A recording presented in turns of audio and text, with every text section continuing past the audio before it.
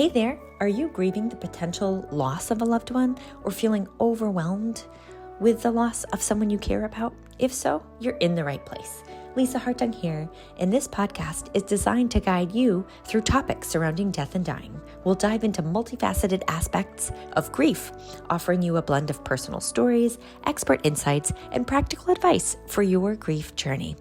May this be a safe space for you to learn, listen, and ask questions about your own life and loved ones. So grab your favorite beverage and let's dive in. Welcome back, everyone, to another week of Giving Grief Grace. I wanted to share a new update with you. My sister, who is an incredible brand designer and surface pattern designer and artist, has created 3 custom card designs to support Project Purple and to help me in fundraising for the New York City Marathon. So please head on over to Collinson Creative on Etsy. That's Collinson Creative on Etsy to find 3 unique cards that were designed specifically for Project Purple and the New York City Marathon. You can get them in packs of 10. They're great note cards to send to those that you love and care about. And it's always nice getting a piece of mail, isn't it? So head on over to Collinson Creative. All proceeds do go to Project Purple. So thank you so much to Jenny Collinson, my sister, for creating these. I know that Mom would be super proud of you, and I am too. All right, and switching gears, today we have a beautiful guest with us. Her name is Trish Riggle.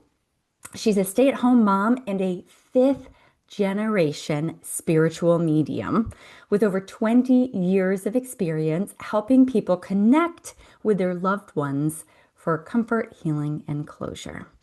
She balances her life's work with the joy and responsibility of raising her young child, embracing both motherhood and mediumship as deeply meaningful callings. So Trish earned her bachelor's degree in public relations from Northern Kentucky University, which really gave her this strong foundation in communication and relationship building. So these are skills that she brings into her readings and the interactions that she has with her clients. With a grounded yet compassionate approach, she creates a really safe and supportive environment for clients to receive the messages, gain peace, and feel closer with the loved ones that they've lost. Thank you so much for holding space, Trish.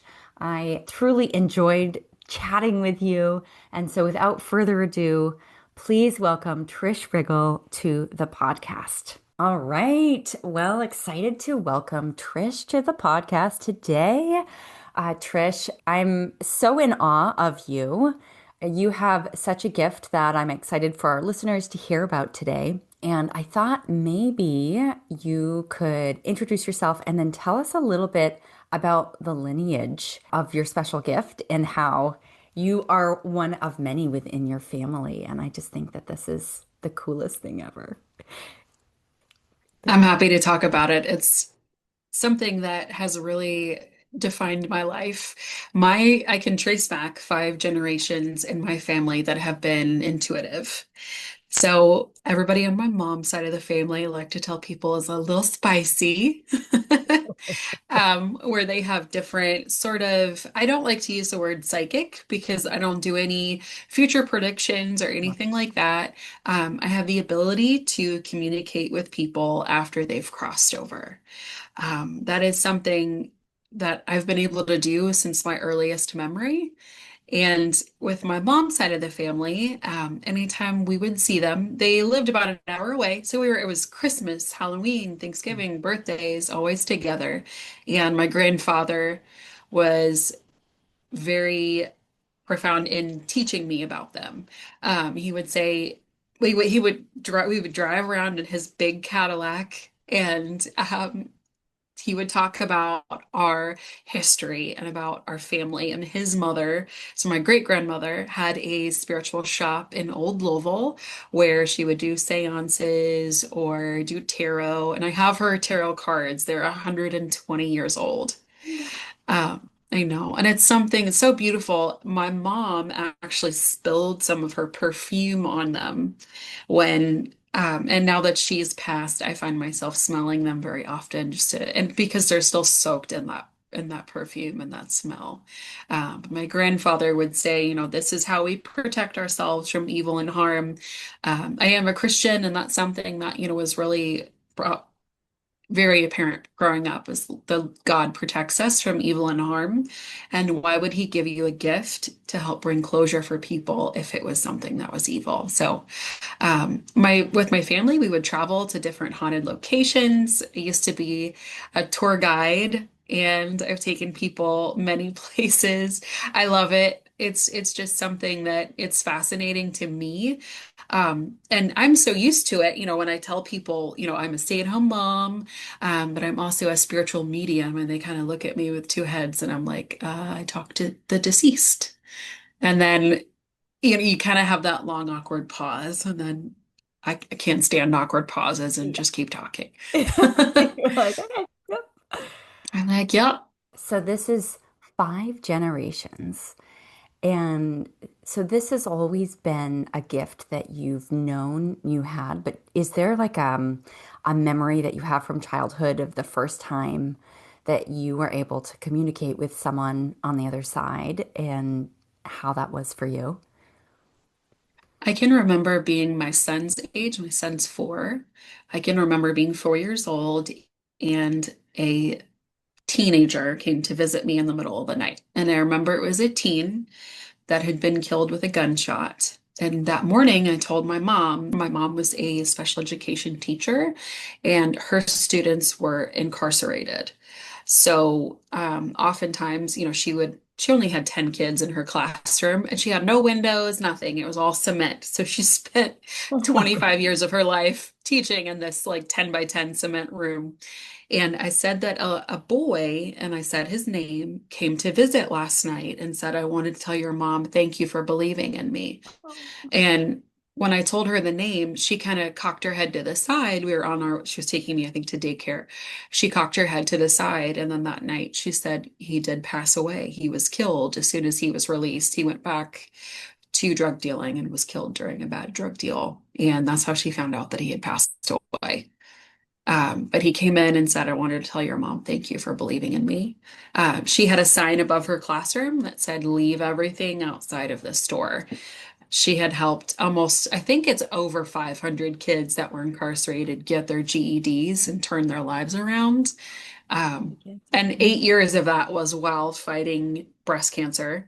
So she really gave them a lot of them needed a great mother figure. And so it was just him coming in to say thank you. Wow. At age 4. Yeah. And I remember just being like, he came in to say hi and not being afraid because my grandfather had, kind of worked with me to get a sense of what is a good spirit versus what is something. If it makes you kind of feel a certain way, you ask God for protection from evil and harm. And I could tell that he had a pure heart and good intentions. He just made bad decisions. Wow. So when you were able to communicate with spirits, can you tell or feel if they're negative or positive? Yes, almost immediately. And then that's Um, when, like, if there's a negative one, what do you tell it to go away or? I do. I have what's called working hours in my own mind where I say, I'm not working right now. I had a problem with a reoccurring spirit when I was a teenager, when my mom was going through chemo. Mm, My dad had cancer at the same time, so I spent a lot of time in a hospital or in a facility. And there was a spirit that had been on this ward that she was staying in that I had later found out it was kind of like a mental health ward. And mm, he told me that I was an abomination. And he kept saying that word over and over again. And I'm like sleeping on one of those little tiny cots in the hospital, just absolutely like, I need some sleep, dude. Okay. I'm like, my mom has finally stopped throwing up. I'm like, go away. And one of the sisters that stayed there was a local hospital, and there was constantly, especially during the night, there were clergy on staff if someone were to pass away. I walked by myself to the chapel and sat and prayed with her, and she talked to me about my gift. And then come to find out she was there the night my mom passed away and actually knew my mom through teaching. Such strange circumstances. I was like, oh, Sister Augusta, hi. She was like, oh, you've gotten so big. And I'm like, and she's like, I'm so sorry that I'm here. And I said, but I'm glad that you are here. I needed your strength.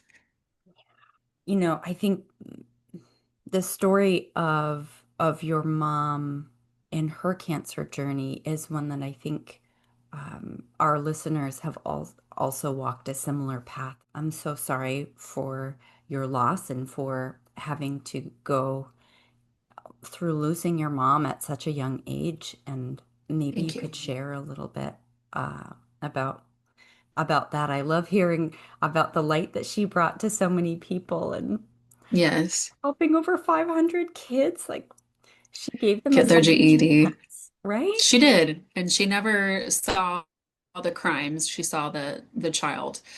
Oh, And goodness. that's really what they were. They were, teenagers that had made some bad decisions.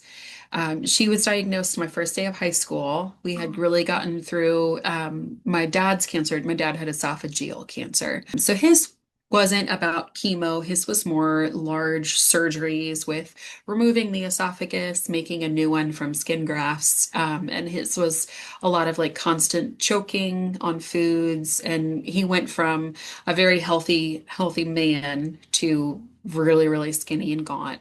And mm, like that first day of high school, she had constantly had bone pain, and our doctor, who was getting ready to retire, kept going, "Oh, it's this. It's just, he would give her cortisone shots and kind of send her on her way." And they did a bone scan and found that it had metastasized to her bones. But she survived 8 years. They initially gave her 6 months, and she said, "No, I'm," because her mother also had died of breast cancer. She said, "I'm not leaving my daughter until she's old enough." So she was actually able to make it 8 years on sheer stubborn, by the grit of her teeth. And we spent, I mean, radiation, chemo, surgeries, and those mm. last couple years that had gone to her brain. I had a full ride to go to Eastern Kentucky University. I ended up staying home and going to Northern Kentucky University as a commuter so that I could stay with her and really care for her. And those last few years were really, really hard. She was, and I cannot tell you the amount of pain that bone cancer can Mm. inflict on someone, but they were giving her very large doses of pain medicine. And she was just openly talking to spirits. And I would notice that it would get really crowded with spirits when she would have like almost like a panic attack before she passed. There were a couple times where the chemo eventually, it wore down her body and she had congestive heart failure. And we didn't know it at the time. And I had performed CPR on her a couple times. And when she was placed in an intensive care unit. We thought she was doing better. And that night, I remember thinking, I should probably go to bed early. And I was not, I'm a night owl. I become alive at night. I still do. I'm still a night owl. But I remember we got the call that we needed to come in and, she had the machines and everything hooked up and she was still with it at that point. And she said, "Hi, Trisha." And she had like the thing on her mouth and the room got so crowded with spirits. I mean, people that were on my dad's side of the family, my mom's side of the family, people I had only seen pictures of. And I remember looking at my dad and saying, it's going to happen. And then hearing the nurse yelling, "Let's go, people." And she's like going, clutching her chest and watching them do CPR on her. And my dad is practically on the floor. I had to sit down because, and that's in that moment, I keep feeling her leave her body and then come back every time they shocked her. And I could feel that pain inside her. And I felt her leave and I could feel her standing next to me. And she said, um, "Do it one more round so that everyone needs to come see my body to say goodbye." So we told them, "Okay, do one more round." And her body remained there, but I kind of felt like she had already gone to give her parent, my dad, And then my dad's parents, my grandfather, my step grandmother, time to come from Louisville to Northern Kentucky. So, I mean, it was just 20 hours of like leaning in with every breath. Like, is this it? Oh, is this it? Oh my God. And it was so funny the way that it happened. We had been there for so long, and my dad is he'll get like hypoglycemic, and my grandmother went to get a Coke and like a grilled cheese, and we kind of confiscated it from her. I was like, Dad needs to eat. He wouldn't even leave the bathroom. And Yeah. as soon as he like had his Coke, he had his grilled cheese, and I had already, raided the vending machine. And then she's like, okay, I can go now. And I felt her leave, and it was just this strange feeling. It was like a part of me went with her. Mm. So strange. But in every reading that I do, they're so excited when someone passes over. It's like a party on the other side. I Mm. mean, think about when your baby's born and everybody showers you with casseroles and balloons, and the guys are smoking cigars and talking, and the women are sharing their horrifying birth stories that nobody ever talks about, that we're all whispering, about. And it was exactly like that. She was rejoiced to be with her mother, watch over me. And I didn't feel her at first. I really didn't. I kept thinking, she's gonna come to me, but why hasn't she come to me? Yeah. And it had been a month, and I couldn't sleep.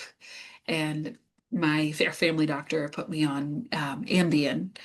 And so I don't know if you've ever taken it, but it kind of like makes you weird before you fall, if you don't immediately fall Like, asleep. oh, Yeah, like it kind of hallucinates your brain to sleep. It's classified like a hallucinogenic. uh, And I saw her in her underwear. TMI mom, TMI to everybody, but everybody in my family slept in like underwear and a t-shirt. yeah. And we always joked if there was a fire, they would see everybody in our front porch just standing in their underwear. She was in her underwear, and I was like, "What are you doing?" And she was looking at my closet, and she was like, "Oh, you color coordinated your closet," because we had moved not 2 weeks before she passed to a condo that had a master on the first floor, Mhm. so that we could, take care of her a Oh, lot easier. So it was like two masters, and I had this big suite in the basement, and had finally organized my clothes. And I was like, "Yeah, I organized it." She was like, "Yeah, I saw it. Looks really good. The house looks good. Are you okay?" And I'm like confused, and I'm like, "What are you doing here?" And she's like, "Well, I came down to check on you." And now it didn't cross my mind, where are your pants? It's like, where have you been? She's like, "I've been here the whole time." She's like, "I've been doing things." She's like, "I had a lot of mail to catch up on." And I'm in my head, I'm like, that makes sense. You never checked your email in real life. yeah. And she's like, "I've been kind of getting everything's just getting settled." And that was just her, She was always behind on paperwork, so to speak. But it was so funny. It's just I came down to check on you. And in my mind, she came downstairs to the basement. Right. And I'm like, oh, and I told my dad about it the next day, and he goes, "She came down." And I'm like, "Oh, I didn't think of it that way." I thought you Ah. meant like she came in the basement. I'm like, whatever. It's just so funny because my dad doesn't really believe or get into that kind of stuff. And he had Mhm. like smelled her perfume that day, and he was like, "Did you spray it?" Like, "No, I didn't spray it, Dad. I can't spray it right now. I will break down into tears." But Yeah. it was so nice just to kind of feel her. It was an experience that really um that, and I did have a near-death experience before my son was born, while pregnant. Oh That, my and then my gosh. near-death experience really amplified everything and made me realize, I have to keep doing this for people because of it. You can go through therapy. I've been through, I mean, we've all gone to like grief groups and therapy, but this is next level. It's it's wild. Like, what happened with your near-death experience? I had preeclampsia, and I didn't know it. I had a home blood pressure cuff like underneath the sink, like way in the back, and I was 32 weeks pregnant, and I checked my blood pressure, and it was 230 over 145. And my neighbor's a nurse. I text her. I was like, "Is that bad?" Me being like, and I'm so swollen, my phone wouldn't recognize my face. Oh, And they went ahead and admitted me, and they said, we need to keep that baby in there until 35 weeks. And he was already a huge baby. My husband's really tall, and he was almost 7 pounds at like almost close to like 34 weeks. And they gave me a medication because with the super high blood pressure came insane headaches, and oh, I was allergic to the medication. oh And my I God. remember not caring that I wasn't breathing as much. Remember my breathing slowing down and just being like, and noticing the light and noticing the presence of everyone in the room of Oh, the deceased people. no. And my mom and my uncle, which is her stepbrother, were were leaning in, going, "You need to wake up. I need you to wake up. I need you to sit up." The nurse was coming in and she's like trying to do the sternum rub, and she's like, "Okay, we're not going to take that anymore. I need you to sit up. I need you to breathe." And it was like just kind of snapping out of it. Like, I don't know how to describe it. It was like I have to wake up. And I remember, so my husband and I have a code phrase of when we're in public where I can't really talk about what's happening. And I told him the room is really crowded. And he was like, okay. And I could see the look on his face of how scared he was. Oh, yeah. It was insane. And just the activity alone with spirits in that hospital, it's an older hospital. And I was just like, okay, I'm so ready to have this baby and be out of this hospital. And so I was in the hospital for another 2 weeks, but I had told the nurse what I do. And then I turned into be like the weird patient that saw dead people that at the end of the hall, that was like on all these blood pressure medicines, and just even saying crazy things to the nurses because I would be like half awake, half asleep, and I'd be like, "Who's Pearl?" And I remember a lady being like, that's my grandmother." And I'm like, "She was a nurse too." And they're going, "Yep." And they're like, "I'm gonna go get your lunch tray, Miss Trish." And I'm like, just so I was so out of it and so tired trying to keep my son in long enough so his little lungs could develop. It was a very hard part of it was really difficult. It was during COVID. Oh, So I would had to wear a mask the whole time. When somebody would come in the room, I would like pull my little mask up out of just frustration. And because my son wasn't born yet, paternity leave didn't kick in for my husband. oh my So he God. was, this 6'7" man sleeping in this tiny little couch for 3 weeks and going into work at 2 in the morning with tears rolling down his face. And he's saying, "Please take care of my girl and take care of my baby." I can't say it without crying. I'm sorry. And they would come in and say, "He loves you so much." And I'm like, I know how much he loves me. The interaction with your mom and her stepbrother make you know that it wasn't your time? Or did it like give you confirmation that it wasn't your time? I like to refer to those as exit points, that Oh, it was a time in your life, in someone's life, where they could have passed, and the soul has to make a decision of whether or not they want to carry on or move forward. And my body wholeheartedly was like, "Nope, we got to have this baby. We're going to be a mama." I always knew I wanted to be a mom. That was something that, we tried for a long time to get pregnant, and I was like, "Nope, I am a fighter. I'm not going anywhere without this little boy." yeah. And the funny thing is, I mean, it's not funny, but my mom was the third person in our family to predict their passing. And I have sat vigil for quite a few people on hospice. Mm. And I love it when they start to see spirits of their loved ones. And I mean, I'm a huge advocate for people to read anything by Elizabeth Kubler-Ross. She Hmm. was a hospice nurse, and she talks about what patients see before they pass. So a couple days prior to my mom's passing, she was in and out. I mean, she had was on morphine, Oxycontin, everything. And she sat up, and I'm typing up a paper for a class. And she looked at me and she goes, "There's 30,000 in the savings." And I'm like, "Okay." And she goes, "And you'll move to Louisville and live with Granny and John."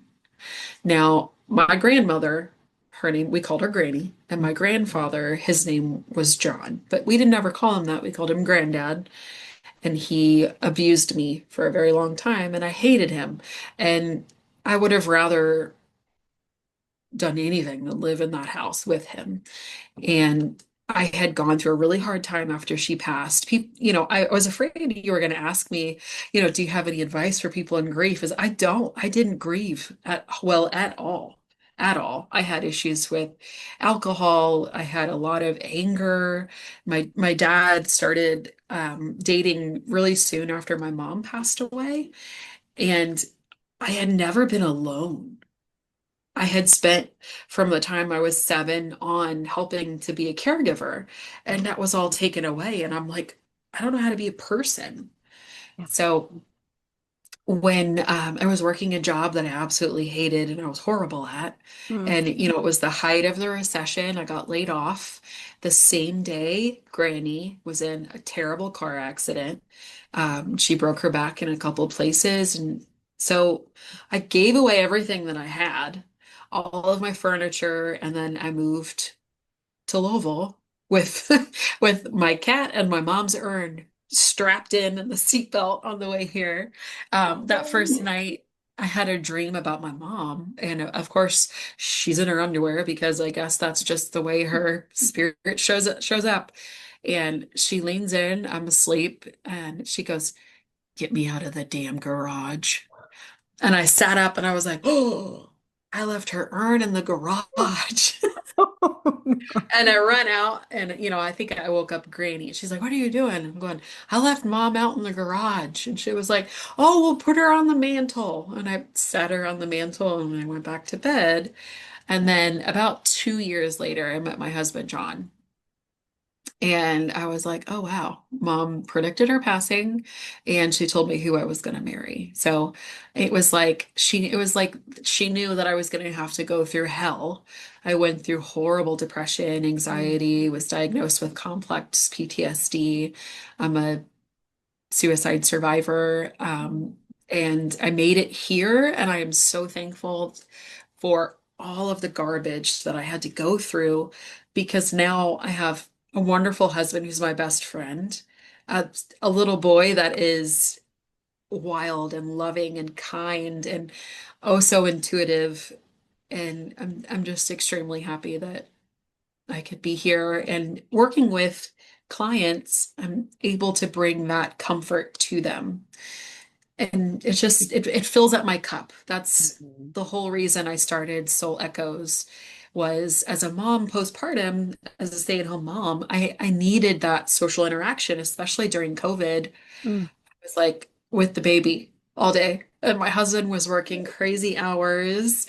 And I'm like talking to the dogs and talking with other moms that were in the same boat. And I'm like, okay, I need something for me. I'm not Mhm. crafty.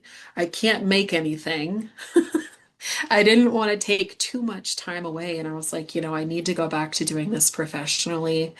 And so I just started the Facebook page and I had some great referrals come in and then I haven't really looked back. So thank God for Zoom because Yeah. I have clients all over the world. Yeah, which is just so incredible. Have you ever heard of the Forever Family Foundation? I haven't. They're a group on the East Coast that certifies mediums. Some mediums that I have come into contact with have been part of the Forever Family Foundation, but really it's to help people on their grief journey, which I think Hmm. is, such a gift that you have as well. Thank you. And I think that we all have a purpose on this Mhm. earth.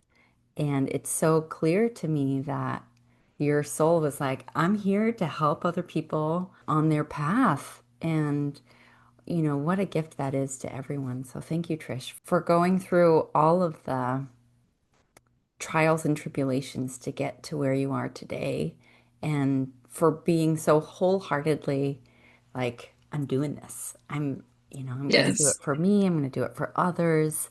I think it's hard, right? Being postpartum is the whole bowl of It's not for the candy in weak. itself, Yes. right? And I totally see how you're like, I need to use a different part of my brain and interact with adults. And so once you stepped into your divine calling or full power, or whatever you want to call it, I guess I've heard you say like coming out. So how did you Yeah. tell people like, okay, this is what I do. This is what I do now. Was it hard, or when you're at a cocktail party and people ask you, so Trish, tell me what you do? It's really hard. I had some family that were, and I mean, I have family that are very religious. Mm, Sorry for keep wiping my nose, runny nose, allergies. So I have some family that are very religious and they believe that this doesn't really have anything to do with God. So I've had to stand in my mm, own faith and say, no, these are gifts. yeah, I am helping people. yeah. I lost friendships and I am very thankful for losing those friendships because if that's something that, me saying this is what I do, I've worked on murder cases, missing persons cases, and why would I have that ability if it wasn't to help people? So, I mean, I'll post every now and then on my own personal page saying, hey, if you haven't joined my group or looked at Facebook in a while, we have, some specials or these things going on. I'll post reviews. And some people will be like, I didn't know you did that. Or others will be like, girl, we've known you've done this for years. Like, I'll meet people for a reason. And if it's meant that if they don't agree with that, which I think in this day and age, so many people feel obligated to say, well, I don't believe in that. And I'll be like, oh, Mm, okay. And then I just move on. I don't have to, have to justify it to everyone. mhm. And teaching that to myself was a big lesson Um, to say, just because I don't fit into certain people's boxes of what I should be doesn't mean it's wrong. right. And I can be a Christian and I can worship in my own way. But it's still, kind of iffy. Every now and then somebody will be like, "Oh, are you like Miss Cleo? Do you do tarot?" And I'm like, "I used to. I used to think it was fun, but now, I mean, I don't really need to." And they look at my page and look at the reviews and say, "Wow, you worked with a lot of people." And I do. I've worked with lawyers, police officers, nurses, everybody from every kind of walk in life. So fascinating, like to Yeah. be on a murder case, right? And the other side has so much to say. The other day I posted, if walls could talk, but you're able to communicate with spirits who have crossed, and so they're like the They're wall, talking. right? Yeah. They're all ears, right? Or hoping that you're listening to them. Yes. There's a local haunted location. It's called Waverly Hills. It's a Mhm. old it's a sanatorium where they would send people who had tuberculosis in the 20s and 30s. When I was 10, that's all I wanted for my birthday, because I'm a normal child. That's all I wanted was to go. And my mom finally caved and she told the tour guide, what our family did. And I said, there's a spirit here who's very angry, and he just wants me to tell you his story. And she said, okay. And I said, they put sandbags on his chest. And she goes, oh, sandbags. And I said, yes, sandbags. And he's out in the cold and he died. And she said the sandbags were thought to expel the tuberculosis from the chest. So imagine having a chest tube with a sandbag on your chest, and they had open air beds because they thought the cold air would help the tuberculosis, and he died like that, and he was just wanted somebody to tell his story, to say this is wrong. And she was so moved, and I'm like, there's countless people here that died the same way. Yeah. And I feel like I had to tell somebody. I'm like, I just listen that they're angry that this is how they were treated. So it's a blessing and a curse sometimes because, you see the pain and you see what people are capable of. I've been on, when I say on, I've read for multiple murder cases, and I will clear my schedule sometimes and say, hey, I'm not available for 2 weeks because I'll have nightmares, or um, I have to journal, spend a lot of time in meditation, prayer, soak in a lot of Epsom salts, and try to, kind of burn sage. I don't feel like I don't really know if it really does anything, Yeah. other than it makes like my husband cough, and I'll jokingly say, like, you out demons. But it's all about balance when working with the heavier cases. So when you are reading for someone, do you do you get like a divine download, or is there a screen on your face, or in your, third eye? Or do you feel it like intrinsically? How do the messages come through? It's all of the above. It's like a video game, I will say. I always tell people at the beginning, hey, I'm going to stare off into space. I'm going to kind of look around the room, and it's really going to be a little odd. It's just how I download information. I take notes, but it's like half cursive, half not. So nobody can read it but me. And it's writing it down not for the sake of writing it. It's just how my little ADHD brain processes things. And I Mm, will look up and over usually, and I'm like kind of staring off around my office. And I usually will start off by showing me on my body how they've passed. I'm mm, doing a lot more like medical intuitive side of things where like and have someone will come in and say, I always ask for photos 5 minutes prior to a session. I mm, don't want to know who we're talking to. I don't want to know their names. I don't want to know anything about this person prior to a session. I almost prefer people would send me like an email than Facebook. It's not like I don't Facebook stalk anybody. I don't want to know anything. yeah. So 10 minutes prior, I meditate, have my prayer for protection from evil, from harm. And then when I get the pictures, I begin the download where that person kind of comes in the room and I can get a sense. I'll kind of start jotting notes down. And then when they show me on my body how they passed, sometimes I have to ask them to stop because it gets really wild as far as pain goes. Like I've had to walk out of the room to use I have asthma. I've had to walk out to use my inhaler or, really it's strange to feel other people's illnesses, but Yeah. it makes me kind of hyper aware of my own, of when things are wrong. And I'm like, well, this reminds me of so and so who had XYZ. So it gets interesting because I've I call myself an evidential medium. So Mhm. that's where, Mm. people will show me how they passed, and then they show little things, little tidbits of information to confirm who we're talking to.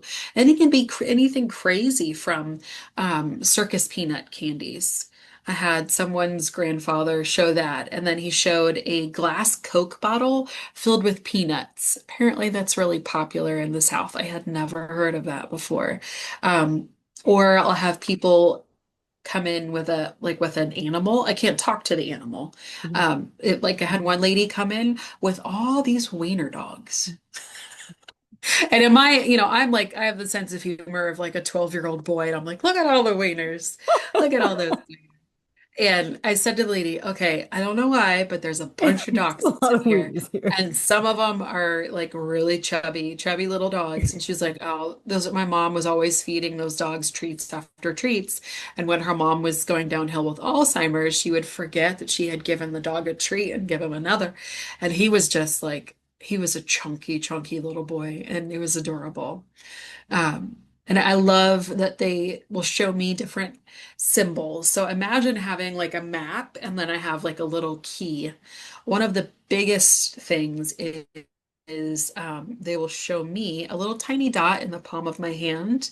And that's my symbol for overdose or like a fentanyl overdose. Ah, Um, a lot of times we'll show quilts, and the quilt is meant hospice care or someone being present and giving them comfort there late in life.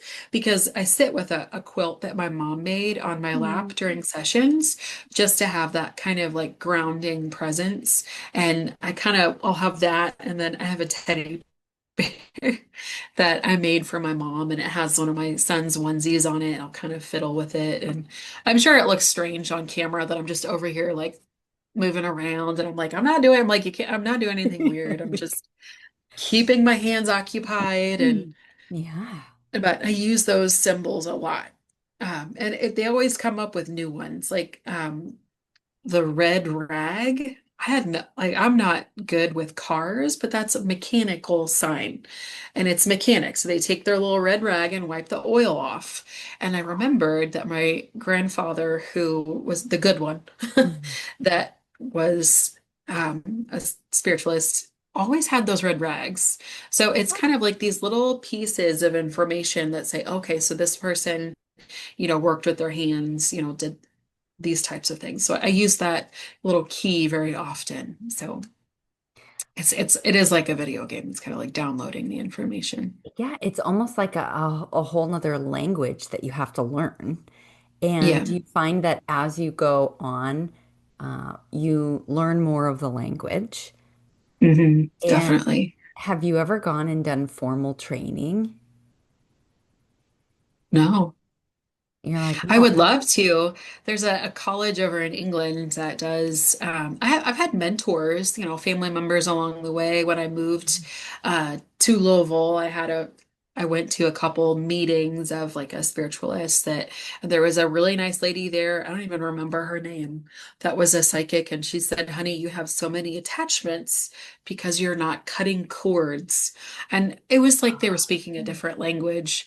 I'm I didn't get into like crystals or I didn't know anything about Reiki other than I knew there was a lady that did Reiki at the hospice center that my mom was affiliated with. And I knew how much closure and more like just comfort that brought her when she was in that state. And I remember thinking it was beautiful and I loved all the volunteers. But I haven't had any formal training. I've had mentors and I read a lot. I listen to so many books and podcasts and anything that I can get my hands on, I will read and listen to. But I would love to. When I was younger, I wanted to be a Ghostbuster and be a parapsychologist. I mean, you kind of are, right? I You kind of really am, yeah. And I think that, not having formal training, you already have such a gift. Like you already are the expert and it's been handed down to you. And so it just comes naturally, which I Yeah. think is so fascinating. And But it's a niche expert. It's yeah. like I don't know anything about like tarot or soul paths or, crystals or Reiki. I'm like I have once I leaned into what my talents were, then it Mhm. was like, oh wow, everything opened up. And it comes from it comes from my heart, because that's all I know how to do. And so if a spirit were to come to you, like the child in the or the person in the with the sandbags on their chest, after you told someone that story, would they then say, okay, I'm feeling better now, and then leave? Or do they stick around and Oftentimes. still saying, like, I'm a curmudgeon or like, I'm still upset? Sometimes I've had a couple people stick around, but not for very long. Once they've said what they needed to say, Mhm. and usually after every session, I say, God, please bless this soul, bless this person, please protect them, and bring them into your light if possible. And and it's so strange to say that you kind of see that light, and it just goes towards the bigger light. Um, it's like I have my light in the ceiling, and sometimes I find myself in a session just looking at it, but it's not really a light to me. It's like I can see things on the other side. It's so strange. Um, I'm afraid I go to therapy for PTSD and for like trauma and abuse, and I've my therapist knows what I do because I had to flat out ask her, can you have me committed if I say anything crazy like this? And she's like, no, I don't have the authority for that. And I'm like, then we're good, girl. It's so wild, the gift that you have. And then do you feel after you're done a reading, you said, okay, I'm only open for business for this amount of time. So after you're done a reading, like with the murder case, you said, okay, I need 2 weeks, just to kind of be present with myself and my here and now. Do you have to recuperate? Like I've heard some people say, oh, it feels like I'm running a marathon every time I do one. So Yeah. interested to hear what your experience is. So I do my readings. I will only do a maximum of four a week. Yeah. And I do them in the evenings. It's my husband's favorite time because he gets one-on-one with our son. Oh. I get to spend time with him all day. Mhm. Sometimes it's nice just to pass him off. But after the session, it's, coming down, getting everybody ready for bed. You do your mom closing time details. And once my son is asleep, I will go through a couple meditations. I journal a lot, think about, but the one murder case where I kind of had to take some time off was just because, in the dreams, it kept replaying how this woman had passed away, and I just couldn't let it go. I have a mentor and friend who does distance Reiki, and I called her and I said, Heather, I need you. I need you to help me with this because it is stuck on my heart. Mm. Because the woman that passed was just, she was trying to help this man. He kind of presented himself as someone who needed help, and then he had done some horrible things to her, and that really brought up my own trauma. Yeah. And seeing it through her eyes, I was like, okay, I need help. And so when I need help, I know who to call. I can, say, hey, I kind of like, it's like Scooby-Doo in the gang. I have a group of metaphysical people that I can contact and say, hey, I had a really rough session. Do you have time to talk? Or can you bounce some ideas off of? And like Rachel Fitzpatrick, who you had on, that you released today. I loved it. I watched it first thing that it was Yay. available this morning. She did great. I've tried to get into yoga. I'm definitely not at her level. I'm still, but sometimes, with the emotions, I will find myself walking with intention, Mm. listening to, as my husband calls it, my ho music from when I was going to clubs in the in the 2006 to 2010, and I'm like Yeah. speed walking or using my mini trampoline just to kind of get all that stagnant energy out. And just doing anything to get the endorphins back and kind of clear the energy. Yeah. Do you ever sage I don't know, can you sage your aura? I don't know. I do self Reiki where like I do it a lot of times before bed, and I place my hands on myself and I imagine the white light of God or other helpful spirits kind of going through. I'm a really clean person. Like if you were to come to my house, you would probably be concerned from my mental health. And I imagine that they have a white vacuum. And that vacuum is going through and getting all the dust out of the corners of my mind and my body. And I'm Ooh, like, I okay. love that. I'm like, I know. And like with the corner tool, or like I imagine them getting like the couch tool and like going over my head. And I can like it gives me the tingles to think about. So it's like God has a vacuum and he helps get rid of the negativity. Yeah. That is the perfect visual. Yeah. Yeah, I'm a neat freak and it just does it for me. I'm like, oh yeah. I'm like we're Jesus, here for Jesus and his Dyson, right? it. Yes, the I'm best. like, hoover it out. Is there one in particular reading that you've had that's really meaningful that resonates with you that you'd be willing to share? A reading with someone that had a very similar story to myself. And I think that it was the universe's way of having me look in the mirror because she was someone that had dealt with trauma from a really early age. Mm. We were almost the same age. Like, I was looking at her like, and we had really similar past. Her parents had both gone through cancer. She had been abused. She had gone through a really nasty breakup. And in my mind, I'm telling her, you are so strong. You are such a warrior woman. And I was getting the symbol for suicide. And I'm like, I am so proud of you for staying. I'm so proud of you for being able to be a good mother after losing yours. I know how hard that is. And I felt like I was talking to myself. And I needed to hear that. I am, how we're so used to being critical of ourselves. Like Mhm. I could have spent more time, doing flashcards with him today, or, as a stay-at-home mom, it's like we could have read a couple more books just to work on his literacy skills because we're homeschooling as well. So it's like I have all of these expectations up here for myself and seeing this girl so vulnerable and Mm. in this position after losing her mother. And I'm like, I was right there with you in the thick of it, smelling her sweaters, trying on all of her jewelry, and my husband at one point thought it would be a great idea to buy me her perfume that she wore. She wore white shoulders, Mm. and I smelled it and I was like,